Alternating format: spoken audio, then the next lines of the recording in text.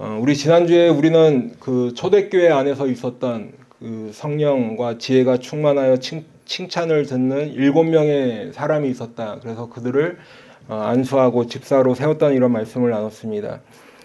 그 중에서도 스데반이 은혜와 성령이 충만하였다, 권능이 충만했다 이런 말씀을 우리가 봤는데요. 그리고 이제 하나님의 말씀을 전하던 이 스데반이 자유민들이라고 불리는 사람들에게 이끌려서 그들이 이제 그 자유민들이라고 하는 사람들이 스데반을 거짓으로 고발했지요. 그래서 이제 공회라는 곳에 끌려왔습니다. 공회는 예전에도 한번 말씀드린 기억이 있는데 요즘식으로 얘기하면 종교재판소 같은 곳이에요. 그곳에 끌려왔어요. 그리고 나서 이제 오늘 7장은 스데반이 공회에서 그 공회 앞에서 자기를 변호하는 말씀을 하는데, 변호하면서 어떻게 보면 스데반이 한편의 설교를 쭉 하는 것을 볼 수 있습니다. 지금 스데반은 자기를 변호하는데 시작을 어디서부터 하는가 보니까 7장 앞부분에 보시면 아브라함부터 나와요. 그러니까 이 구약이 보면 성경이 굉장히 두껍죠. 구약이 한 4분의 3을 차지하고 신약이 한 4분의 1 정도를 차지해야 하는데, 지금 이 스데반이 이 구약 4분의 3 정도 해당하는 긴 이 두꺼운 책을 요 짧은 한 장에서 요약을 하고 있어요. 그러니까 아직 구약을 한번 안 읽어보신 분이 혹시 계시면 이 7장을 한번 쭉 읽어보시면 구약이 이런 흐름이구나. 서머리 중에 서머리로 딱 이렇게 돼 있어요. 그래서 이제 아브라함부터 시작을 해서 구약의 큰 줄거리를 지금 스데반이 그 공회 앞에서 이야기하고 있는 것이죠. 아브라함이 이삭을 낳고 또 이삭이 야곱을 낳고, 야곱은 12아들을 낳아서 이스라엘의 그 12지파의 기초를 이제 이렇게 세우는 그러한 모습으로 시작하지요. 그리고 이제 그 다음에 이스라엘 백성들이 애굽으로 이주를 합니다. 그곳에서 살다가 종로를 타면서 살아요. 근데 하나님께서 모세를 그곳에 보내셔서 이제 그 이스라엘 백성을 애굽으로 구해내셨습니다. 그리고 홍해를 건너게 하시고 광야에서 40년 동안 살게 하셨죠. 그리고 이제 이 지금 스데반이 서 있는 이스라엘 땅, 가나안 땅, 지금 한창 전쟁의 소식이 들려오는 그곳이죠. 그 이스라엘 땅에서 지금 스데반이 하나님이 우리 조상들을 이곳으로 인도해 주셔서 우리가 지금 여기 살고 있다, 이 말씀을 하고 있는 거예요. 그러니까 하나님께서는 아브라함이라는 개인을 택하셨는데 이제 아브라함을 통해서 하나의 이스라엘이라는 민족을 이루게 하셨죠. 그리고 하나님은 그 약속을 아브라함을 통해서 주셨는데 지금 그 약속이 이루어져 있다라는 것을 스데반이 이야기하고 있는 거예요. 하나님께서 약속하신 대로 하나님은 이 아브라함을 택하시고 이스라엘이라는 민족을 만들어 주셨고, 그래서 하나님은 신실하게 그 약속을 지켰는데, 그런데 스데반이 이야기하는 것 중에 문제가 그럼 어디 있느냐? 하나님의 문제가 아니라 문제는 우리들한테 있다, 이 이야기를 하고 있는 거죠. 이스라엘 백성들이 문제라는 거예요. 그래서 오늘 조금 전에 읽었던 그 51절의 말씀에도 보지만 스데반이 이 지금 이스라엘 백성을 향해서 목이 곧고 마음과 귀에 할례를 받지 못한 사람들아 라고 부르고 있어요. 너희도 너희 조상과 같이 항상 성령을 거스르는도다, 이렇게 이야기하고 있는 것이죠. 목이 곧고 마음과 귀에 할례를 받지 못했다는 것은 마음이 완악해서 하나님 앞에 회개하지 않고 돌아오는 사람을 지칭하는 하나의 관용구 같은 거예요. 우리나라 말로 하면 뭐라 그럴까, 양심에 털난 사람이라고 그럴까, 뭐 하여튼 그런 표현을 쓰잖아요, 그렇죠? 근데 이때는 목이 곧은 백성이다 그러면 하나님 앞에 범죄하고 나서도 회개하지 않는 사람들을 이렇게 불렀다는 것이죠. 근데 그 사람들이 누구라는 거예요? 지금 공회에 있는 사람들이라는 거예요. 그 후손들이라는 거예요. 아브라함의 후손들인 당신들이나 내가 지금 목이 곧은 사람이다 라고 하는 거예요. 여기가 지금 어디라고요? 종교재판소인데 그 이야기를 하고 있는 거예요. 그 사람들에게. 그때 당시에 너희 조상들이나 지금 우리들, 당신들이나 똑같이 완악한 죄인이라는 의미죠. 그럼 왜 그때 조상들은 왜 죄인이었는가? 모세가 십계명을 받으러 시내산에 올라갔을 때 그 밑에 있던 사람들은 뭘 했어요? 금송아지를 만들었어요. 그리고 이 금송아지가 우리를 홍해를 건너게 한 하나님이다. 하나님은 눈에 보이지 않으니까 우리가 눈에 보이는 뭔가를 만들어야겠는데 이 금송아지가 바로 하나님이다. 예. 사람들은 하나님을 생각하면서 그 금송아지를 만들고 그 금송아지 앞에서 요즘식으로 얘기하면 예배도 드리고 막 했단 말이죠. 그래서 이게 하나님이야. 우리가 다른 우상 섬기려고 하는 것이 아니라 그 홍해를 건너게 하신 하나님을 기억해서 우리가 이걸 만들었어. 그렇기 때문에 이거는 나쁜 의미가 아니야 라고 생각했는지 몰라도 하나님은 그 금송아지 자체를 뭐라고 부르셨어요? 우상이라고 부르셨어요. 구약의 가장 대표적인 우상 섬기는 사건이 바로 이 사건이에요. 오늘 스데반도 그 이야기를 하는 거예요. 또 한 가지 조상들이 잘못한 것이 있는데 그게 뭐냐면 성전. 예, 솔로몬이 성전을 지었죠. 그 지금 사건을 스데반이 얘기하는데 성전 자체를 지은 것이 문제가 아니라 그 성전 자체가 문제가 아니라 성전을 대하는 이스라엘 백성들의 자세가 문제였다는 거예요. 무슨 말이냐면 하나님의 건물을 지어놓고 그 전에 와요. 그리고 그곳에 와서 뭘 했을까 예전에는? 양 잡고 소 잡고 염소 잡고 피 뿌리고 해서 자기의 죄를 속죄하는 거예요. 하나님 앞에.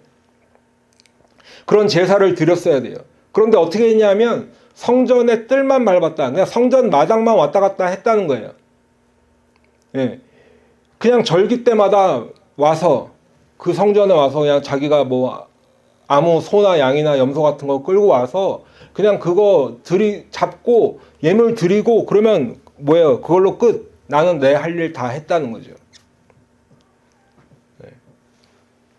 그 절기랑 절기 사이에는 그냥 하나님이랑 상관없이 그런 삶을 계속 살다가 그 절기날 와가지고 나 양 잡았잖아, 소 잡았잖아, 그걸로 끝났잖아 하는 거예요.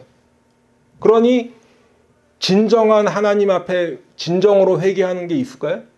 없었어요. 그러니까 바로 스데반이 지금 목이 곧고 마음과 할례를 받지 못한 사람이라고 지금 부르고 있는 거예요. 그런데 그때 조상들도 그랬는데 당신들도 똑같다는 거지. 이 스데반이 하는 이야기를 가장 구약에서 잘 보여주는 말씀 중에 하나가 이사야서 1장에 있어요. 우리 한번 성경 있는 분들 좀 찾아보실까요? 예. 이사야 1장 12절.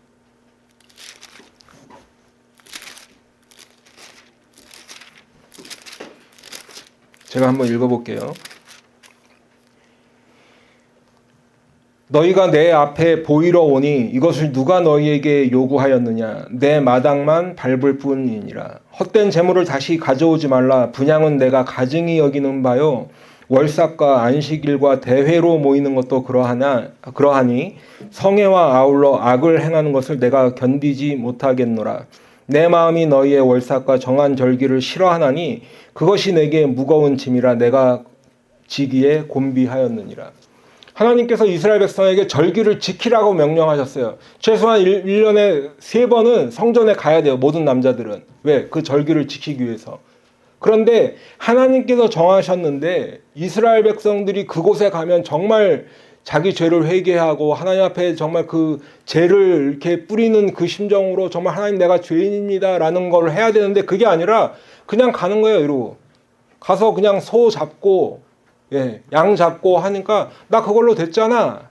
그런데 하나님이 그것을 뭐라고 말씀하시냐면 그냥 내 앞에 보이러 온다 이렇게 표현하셨어요.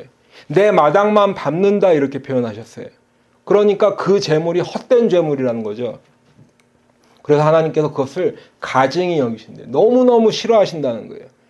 월삭이라는 거는 매월 첫 번째 날에 모이는 거죠.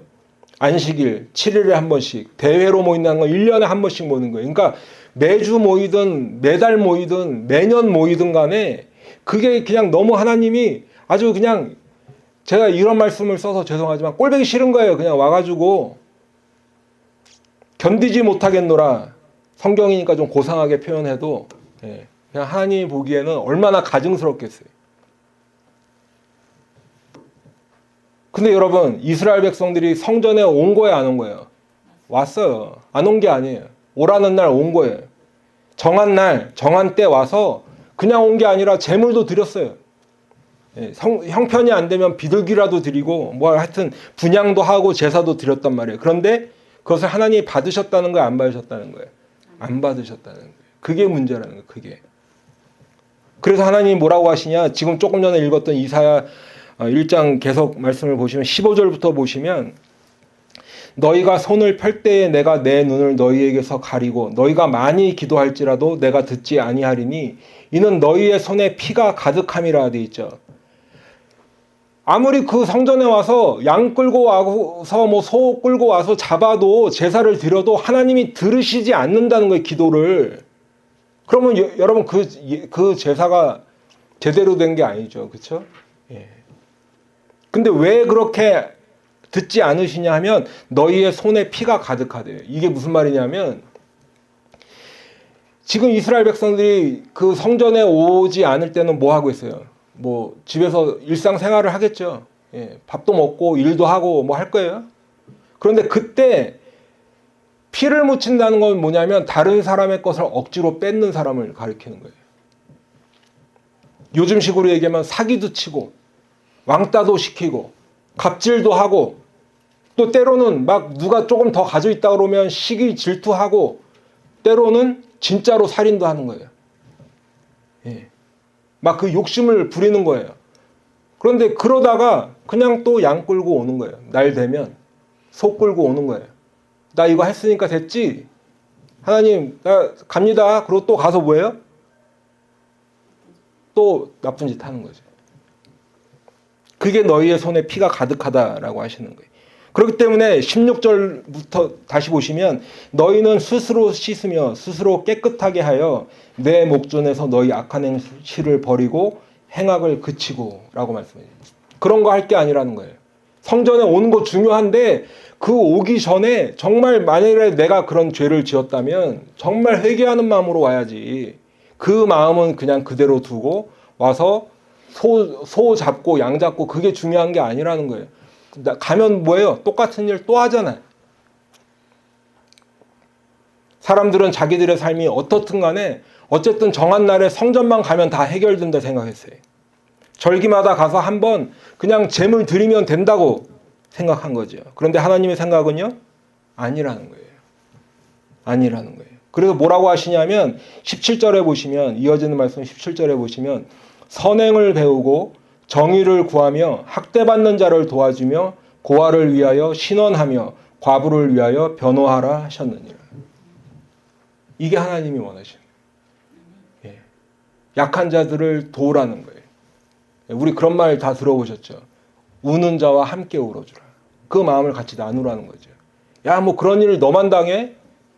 그렇게 하면 안 된다는 거예요. 그리스도인들은. 누가 울면, 누가 고통받으면, 누가 상처받았으면, 누가 정말 피해를 당했으면 그 사람과 마음을 같이 해주는 게 하나님이 우리에게 요구하시는 거예요. 예. 근데 오히려 내 손에 내가 피를 묻히고 그 사람들을 내가 갑질하고 왕따시키고 사기치고 막 그렇게 하다가 와서 하나님 나 왔으니까 됐죠? 그거 원하시지 않는다는 거예요, 하나님이. 아멘이시죠? 예. 지금 스데반이 너희 조상들이 그렇게 했다는 것을 이야기하고 있어요. 하나님의 백성이라고 자부하면서도 그렇게 살았다는 거예요. 이스라엘 백성들이 하나님께 죄를 범한 거 구약을 통해서 보면 또 뭐가 있냐면 하나님께서 그래서 선지자들을 보내주셨어요. 회개하라 촉구하셨어요. 이런저런 상황들로 이해 못하니까 선지자들을 보내셔서 직접 그 입을 통해서 말씀하게 하셨죠. 하나님께로 돌아와라. 회개하라. 그러한 모든 악을 버려라. 직접 언어로 이야기하게 하셨는데 조상들이 어떻게 했느냐 보니까 그 선지자들을 잡아 죽였어요. 그래서 오늘 본문으로 다시 돌아와서 보시면 본문 52절에 보시면 너희 조상들이 선지자들 중에 누구를 박해하지 아니하였느냐 의인이 오시리라 예고한 자들을 그들이 죽였고 했어요.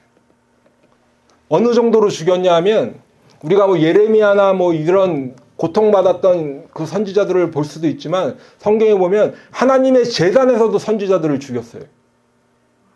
교회에서 요즘식으로 얘기하면 교회에서 선지자를 죽인 거예요. 하나님의 말씀을 전하고 있는 사람을. 금송아지 만들었던 우상숭배, 또 회개하지 않고 성전마당만 밟는 왔다 갔다만 하는 그런 종교 생활로 가득 찼던 위선으로 가득 찼던 것. 그래서 하나님은 목이 곧고 마음과 귀에 할례받지 못한 완악한 죄인이라고 하셨는데, 그래서 선지자들을 보내셨는데 회개하라, 돌아오라. 그런데 백성들은 자기들의 죄를 깨닫지도 못할 뿐 아니라 회개하지도 않았죠. 도리 하나님의 말씀을 전하는 선지자들을 잡아서 죽였다는 거예요. 그리고 또 뭐 해요? 또 양 끌고 소 끌고 가는 거예요, 성전에.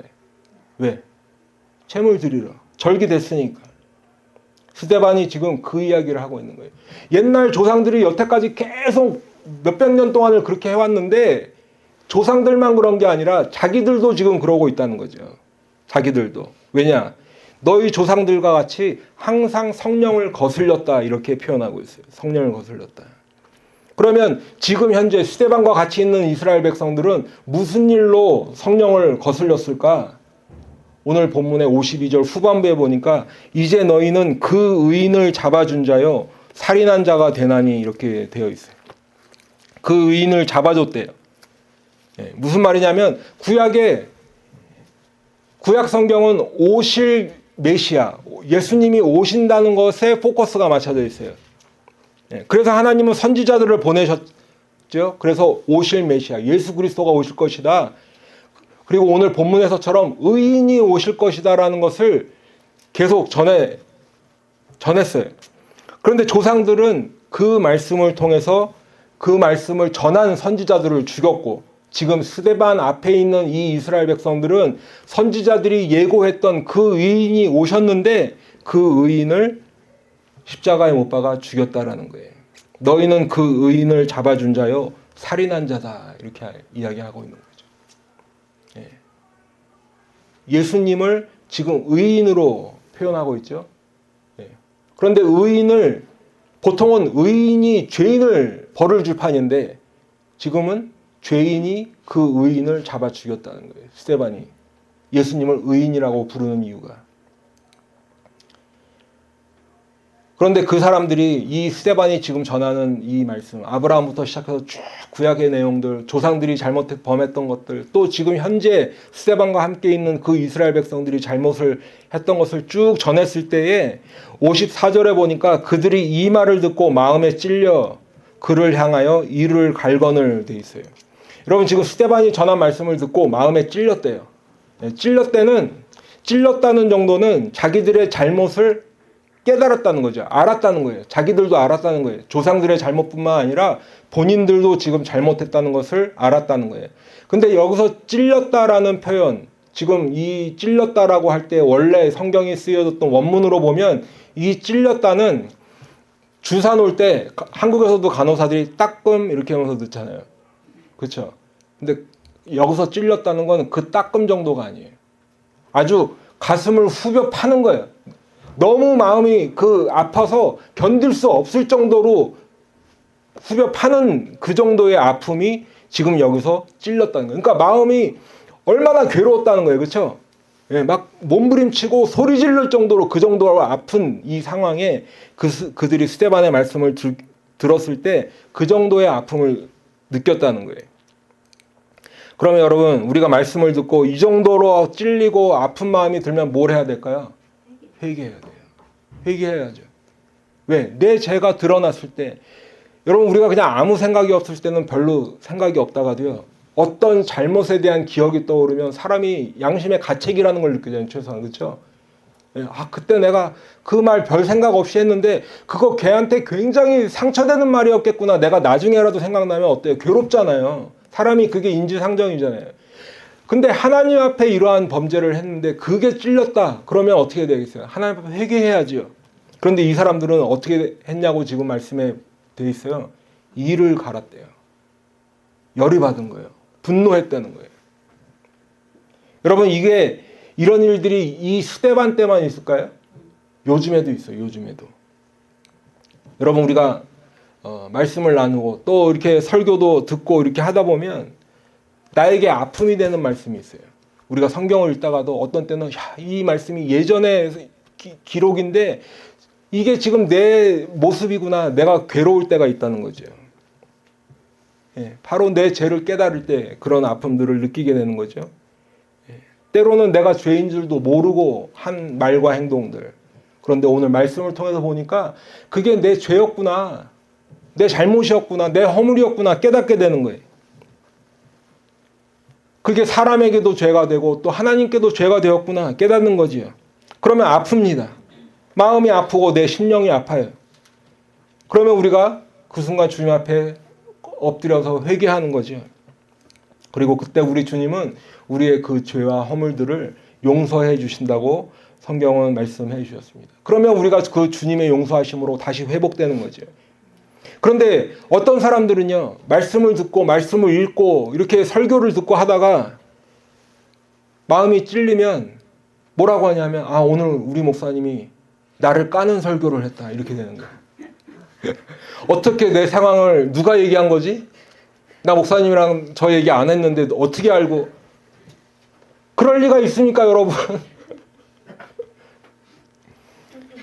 네, 그럴 리가 없죠. 아무도 얘기 안 했어요. 그런데 그 상황을 하나님이 말씀을 통해서 알려주시는 건데 내가 찔리는 거죠.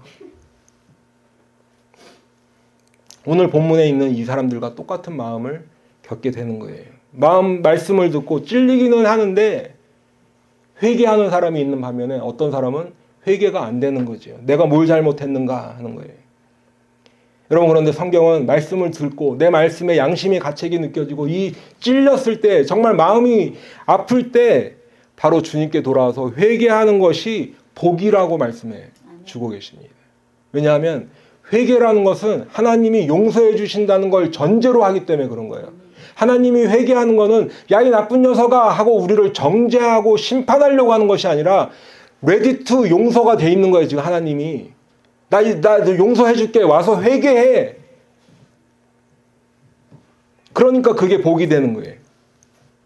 회개하고 주님의 용서를 받아서 다시금 내가 회복되는 게 축복이라고 성경은 말씀하고 있어요. 오히려 성경은 죄가 드러나는 게 저주가 아니라 그 죄를 계속 안고 가는 게 저주라고 이야기하고 있죠. 예. 그게 화라는 거예요. 내가 끝까지 회개하지 않고 버티다가 그냥 죽는 것, 그게 화요, 그게 저주라고 얘기하고 있어요. 아멘? 오늘 지금 성경에 보니까 이 사람들이 이를 갈았다. 이게 너무 슬픈 부분이에요, 여러분. 이를 갈았다는 게. 그런데 반면에 스데반을 보니까 더욱 성령이 충만하여 이렇게 돼 있어요. 55절에 보시면 스데반이 성령 충만하여 하늘을 우러러 주목하여 하나님의 영광과 및 예수께서 하나님 우편에 서신 것을 보고, 스데반이 지금 성령이 충만해서 그 상대 이 공에 있는 사람들은 스데반을 향해서 이를 갈고 있는데 스데반은 성령이 충만해서 하늘을 보니까 하나님의 영광을 보는 거예요. 예수님께서 하나님 우편에 서 계신 것을 보고 있어요. 여러분, 우리가 신앙생활을 하다 보면 가끔 보면 자꾸 뭘 봤다고 그런 사람들이 있어요. 그런데 여러분, 우리가 봐야 되는 거는 뭐 미래에 내가 어떻게 되고 무슨 복권을 뭘 사야 되고 이런 걸 보는 게 중요한 게 아니라 뭘 봐야 되는 거예요? 스데반처럼 하나님의 영광을 봐야 되는 거예요. 하나님 우편에 계신 우리가 주님을 봐야 되는 거예요. 예. 그래야 우리가 이 세상을 이기면 살아갈 수 있어요. 예. 그런데 스데반은 지금 하나님의 영광을 봤어요. 그리고 하나님 우편에 계신 우리 주님을 봤어요. 보니까 어때요?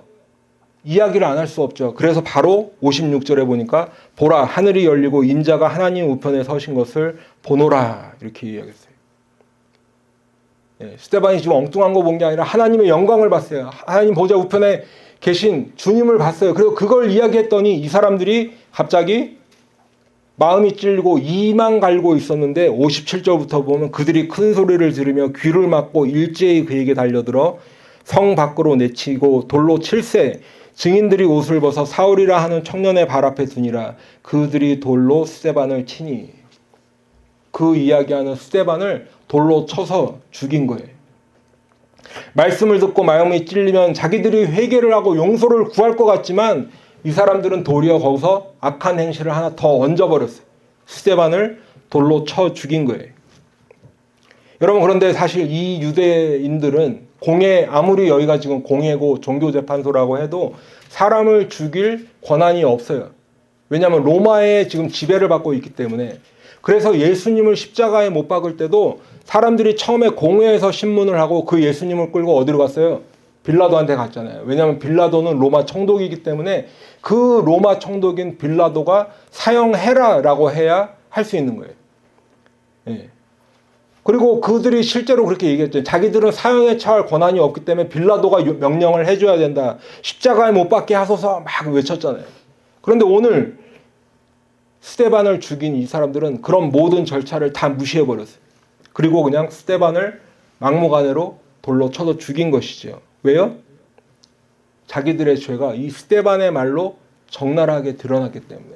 그냥 옛날 조상들의 잘못이야 할 때만 해도 그냥 이의를 갈고 이 정도만 있었는데, 자기들은 괜찮은 척 지금 공회에 딱 이렇게 뭐라 그래요? 그러고 앉아 있는데, 신앙 있는 척하고 앉아 있는데, 당신들이 죄인이야, 당신들이 그 의인을 잡아 죽인 죄인이야라고 하니까 돌로 쳐서 죽이는 거예요. 조금 전에 스데반이 그랬죠. 당신들이 의인을 잡아준 자요 살인한 자다. 그런데 그 공회에 앉아 있는 사람들이 죽인 그 예수님, 그 의인을 스데반이 지금 본 거예요. 하나님의 영광을 보고 하나님 보좌 우편에 계신 그 의인을 봤어요. 자기들이 죽인 그 의인자가 하나님 우편에 계시다는 것을 봤어요. 그렇기 때문에 이 사람들은 스데반까지 죽여버리면 그 의인도 죽이고 그 스데반을, 저 의인을 증거하는 스데반도 죽이면 자기들의 죄가 덮여진다고 생각한 거죠. 자기들의 화도 분풀이하면서 그 모든 일을, 없었던 일도 만들 수 있는 길이다. 감추는 거지. 그런데 여러분, 어쨌든 이 일 때문에 스데반은 죽었어요. 죽으면서까지 예수님께서 십자가에서 하셨던 그 말씀과 동일한 말씀을 하며 죽었죠. 내 영혼을 받으시옵소서라고 하고, 또 이 죄를 그들에게 돌리지 마옵소서. 예수님도 똑같은 말씀을 하고 죽으셨는데, 그 예수님의 모습을 보고 그 믿음을 그대로 이어간 스데반이 죽으면서, 첫 번째 순교자로 죽으면서 똑같은 말씀을 하며 죽었다는 거예요. 그리고 어쨌든 스데반은 죽었어요. 말씀을 전하다가 돌에 맞아 죽었어요. 그런데 이어지는 8장 1절에 보면, 사울은 그가 죽임당함을 마땅히 여기더라. 그날에 예루살렘에 있는 교회에 큰 박해가 있어 사도 외에는 다 유대와 사마리아 모든 땅으로 흩어지니라, 이렇게 되어 있어요. 여러분, 지금 가만히 보시면 지금 초대교회 막 부흥하고 있었어요. 막 베드로가 설교하면 3,000명씩 5,000명씩 사람들이 늘어나는 그 시대예요. 그런데 갑자기 스데반이 돌에 맞아 죽었죠. 교회에서 사람이 죽는 사건이 발생했는데 그걸로 끝이 아니었어요. 교회에도 큰 박해가 시작됐어요. 어느 정도로 큰 박해였는지 성경도 지금 큰 박해라고 되어 있지만, 사도들을 제외하고는 모든 사람이 다 흩어졌대요. 그냥 공회에 끌려가서 매 맞는 정도로 끝난 게 아니라, 스데반은 죽었고 교회에는 큰 박해가 있는데 모든 성도가 다 흩어져 버린 거예요. 여러분, 만일 이런 일들이 지금 이 시대에 있다면 어떻게 될까요? 뉴스에 나고 막 난리가 나겠죠. 그렇죠? 교회는 야, 이게 무슨 일이냐?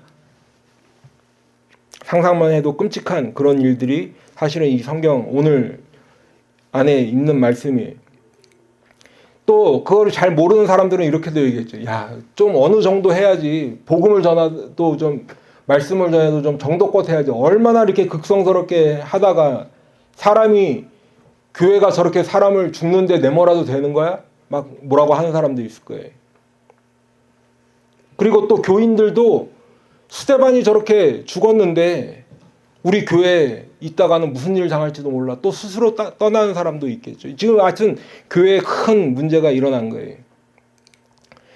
그리고 이제 그 8장 이어지는 말씀에 보면 경건한 사람들이 스데반의 장례를 하고 크게 울었다, 슬피 울었다 돼 있어요.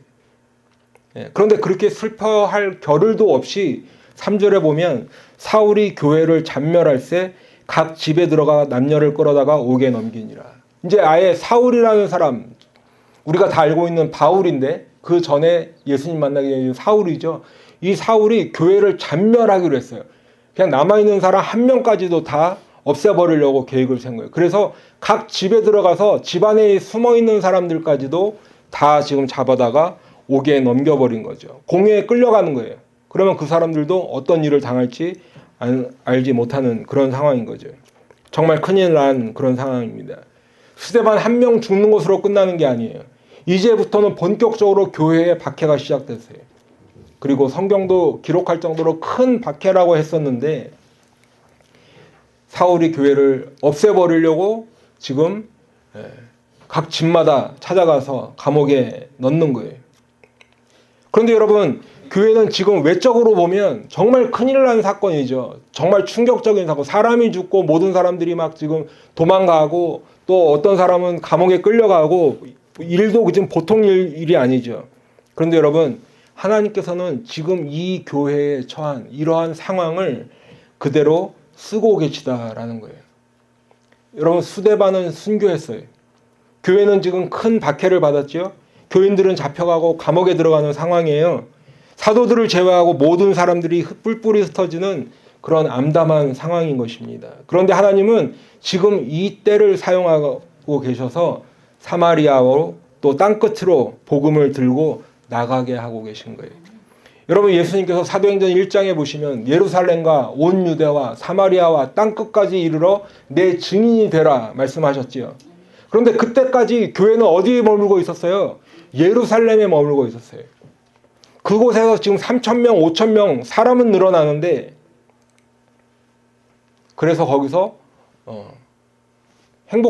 나름대로 행복한 신앙생활을 했는지는 모르지만 주님의 명령과는 동떨어진 그러한 신앙생활을 하고 있었던 거죠. 그런데 스데반이 순교하고 큰 박해가 시작되니까 자의반 타의반 복음을 들고 나가는 거예요. 그래서 우리가 이제 다음 주 8장에 보면 사마리아로 복음이 증거됐어요. 그리고 그 다음에 9장에 보면 이제 이 지금 스데반을 죽이는데 앞장섰던 사울이 예수님을 다메섹으로 가는 길가에서 만나서 바울로 되죠. 그리고 이 사울을 통해서 땅끝까지 복음이 증거되는 그 일들이 있다는 거예요. 그런데 그 시작이 오늘 스데반이 죽는 이 사건이에요. 스데반이 순교한 이 사건이에요. 교회가 뿔뿔이 흩어지고 교회에 고난이 찾아오는, 박해가 찾아오는 이 사건이 그 모든 일의 시작이 되었다는 거예요.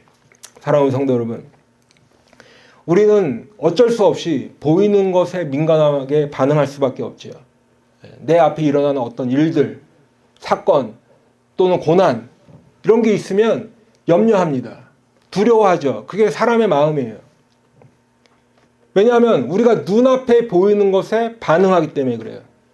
그런데 우리가 믿음이 잘 서 있을 때 깨달아 보면 그 가운데서 역사하시는 주님을 발견할 수 있어요. 우리가 눈에 보이는 게 다가 아니라는 거예요. 눈에 보이는 것만 보면 우리가 걱정하죠. 어머, 어떻게 이런 일이 있을 수 있어. 큰일 났다. 이제 우리 어떡하지? 그런데 주님께서 이 일을 통해서 어떻게 우리를 역사하신가를 우리가 볼 수 있는 그런 성도가 되어야 될 줄로 믿습니다. 그래서 우리가 기도하는 거예요. 하나님, 이 일이 일어났는데 주님의 뜻이 어디 있나요? 주님의 음성에 귀를 기울이는 거예요. 하나님의 뜻이 뭔지, 나를 향한 하나님의 뜻이 뭔지, 우리 교회를 향한 하나님의 뜻이 뭔지를 우리가 어떻게 알 수 있는 거예요? 엎드려서 기도할 때 알 수 있는 거예요. 그리고 그 주님의 뜻을 깨닫게 해달라고 기도하게 되는 것이죠. 바라기는 우리 이 자리에 모인 모든 성도님들이 다 그런 성도 되시기를 축원합니다. 우리 교회 생명의 길 한인교회 출입하는 모든 성도들이 다 그 주님의 뜻을 깨닫는 성도들 되시기를 축원합니다. 눈앞에 보이는 거에 두려워하지 않고, 눈앞에 당한 상황에 내가 괴로워하지 않고 그 뒤에서 역사하시는 주님을 볼 수 있기를 축복합니다. 그렇게 돼야 우리가 넘어지지 않는 거예요. 낙심하지 않는 거예요. 좌절하지 않는 거예요. 우리는 주님의 뜻을 구해야 될 줄로 믿습니다. 나를 향한 주님의 뜻이 무엇인가? 우리 교회를 향한 우리 주님의 뜻이 무엇인가? 주님의 음성을 구하고 주님의 뜻을 구하는 저와 여러분과 우리 교회 되기를 축원합니다. 그래서 우리는 고난 가운데 살아가더라도 살아나는 모두가 되시기를 축원합니다. 고난 가운데 살아가며 땅끝까지 복음을 전하고 주님께 영광 돌리는 우리 생명의 길 한인교회 모든 성도 되시기를 예수님의 이름으로 축원합니다. 기도하겠습니다.